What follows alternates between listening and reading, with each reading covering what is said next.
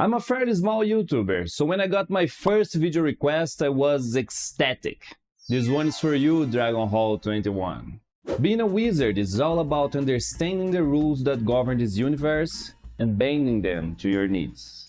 It takes a lot of study and dedication, but it surely pays off. The classic white-bearded old man, the mysterious and stunning boss girl, the royal warcaster. Magic is but a tool, and a myriad of people can wield it to their own needs, be it good or bad.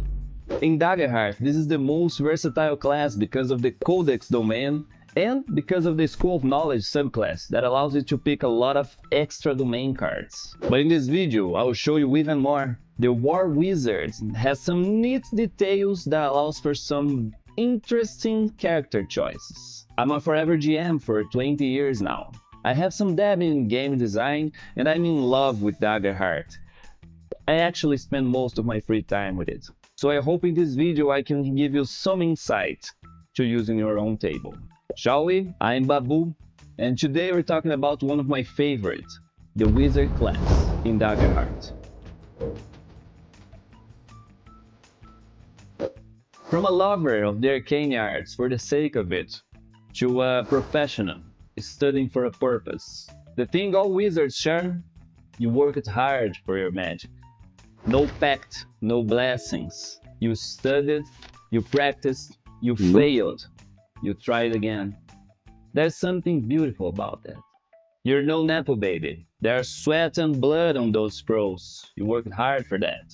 A wizard is someone with a strong purpose, be it practical as defeating the Demon Lord, or abstract like acquiring all knowledge. You could be methodic and organized, or an eccentric mess of a person. Be it as it is, you compromise it for it. You have habits, you're consistent. Otherwise, you wouldn't have this amazing set of tools in your pocket.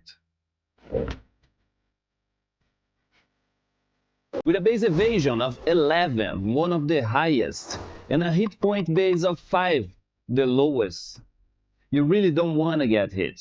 As in most RPGs, you are squishy.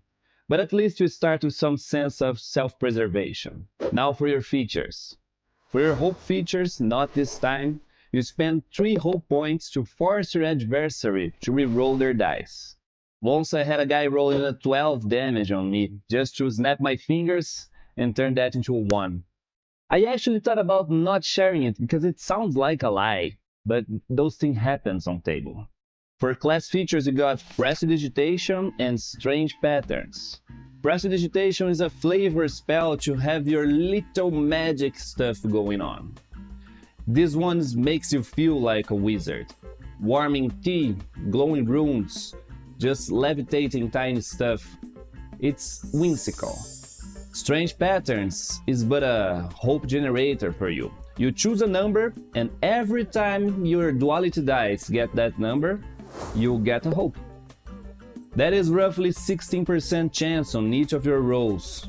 Make sure to check that. Okay, we got School of War and School of Knowledge. At first glance, it's as direct as it gets. With knowledge, you're looking at utility. With war, you're looking at combat. Now follow this twist with me. In a sense, School of War allows you to have some versatility in your combat skills.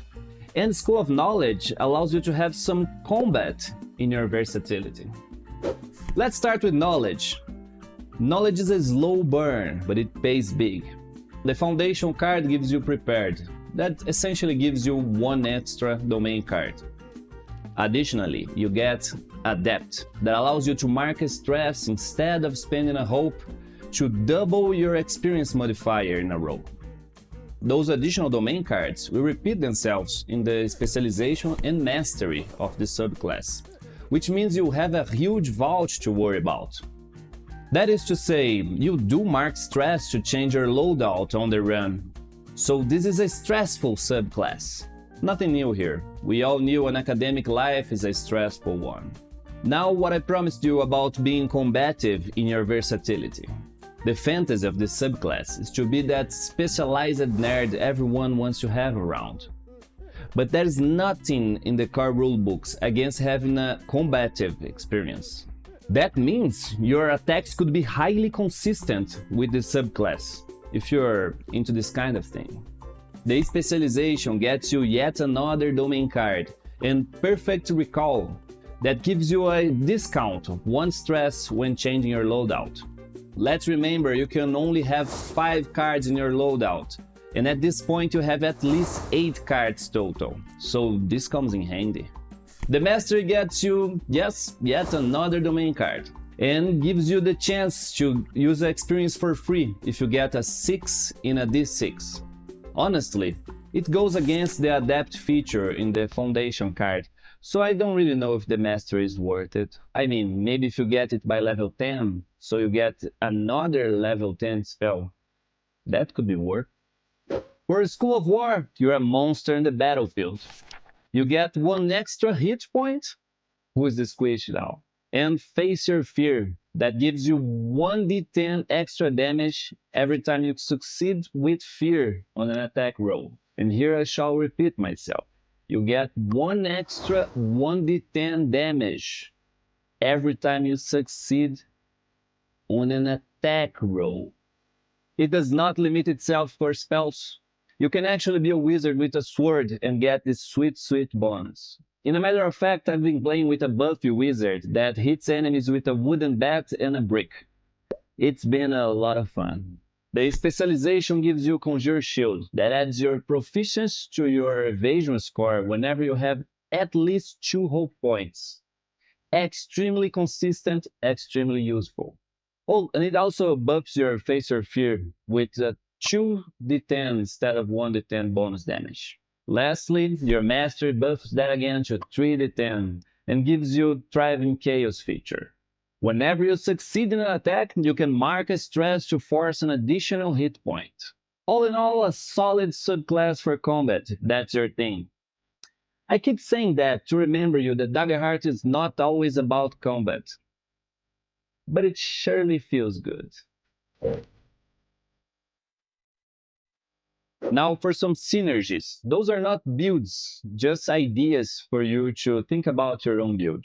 In most cases, proficiency is used for weapon attacks, but there are some spells that use proficiency for their damage, and boy, those hurt.